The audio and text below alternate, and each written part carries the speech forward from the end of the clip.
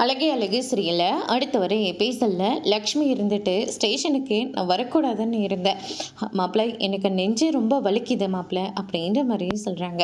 ரேவதி ஒரு பக்கம், அம்மா நான் தான் கூட இருக்கல, எந்த பயப்படாதீங்க, கொஞ்சம் ரிலாக்ஸாக இருங்கம்மா, அவங்க சும்மா 4 கேள்வி தான் கேட்பாங்க, நீங்கள் அதுக்கு ஏற்ற மாதிரி பதில் சொல்லிட்டா நம்ம இங்கேருந்து போயிடலாமா, தேவையில்லாமல் பயப்படாதீங்கம்மா அப்படின்னு சொல்லிட்டு நம்ம ரேவதி ஒரு பக்கம் சமாதானம் பண்ணிட்டு இருக்காங்க. அங்கே வந்து பார்த்திங்கன்னா என்ட்ரன்ஸ்லேயே நம்ம மதி வந்து நின்றுட்டுருக்காங்க. மதியை பார்த்த உடனே நீ எல்லாம் நல்லா இருப்பியா, உனக்கு பாவம் பார்த்து என் பிள்ளைக்கு நாங்கள் கல்யாணத்தை பண்ணி வச்சா இப்படி எங்கள் குடும்பத்துக்கு வந்து எங்களை பாடப்படுத்திக்கிட்டு இருக்கே, நீ எல்லாம் நல்லாவா இருப்ப, நீ எப்போ எங்களை விட்டு தொலைஞ்சு போவியோ அப்போ தாண்டி நாங்கள் எல்லாரும் ரொம்ப நிம்மதியாக இருக்க முடியும் அப்படின்ற மாதிரி வந்து சொல்லிடுறாங்க.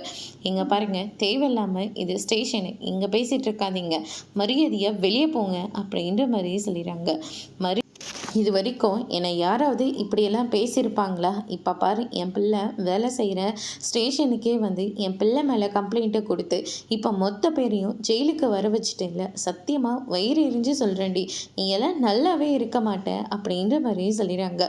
இங்கே பாருமா, இது ஒன்றும் உன்னுடைய வீடு கிடையாது, இது ஸ்டேஷனு, இங்கே நாங்கள் சொல்கிற மாதிரி தான் நீங்கள் நடந்துக்கணும், அதை விட்டுட்டு வீட்டில் நடக்கிற மாதிரி என் கண்ண முன்னாடியே அந்த பொண்ணை இந்த பேச்செல்லாம் பேசிக்கிட்டு இருக்கீங்களே, வீட்டுக்கு போனதுக்கப்புறம் இந்த பொண்ணை என்னெல்லாம் பாடுபடுத்தியிருப்பீங்க அப்படின்னு சொல்லிட்டு இன்ஸ்பெக்டரும் பயங்கரமாக திட்டிகிட்டு இருக்காங்க. அதோடு முடிச்சிருக்காங்க.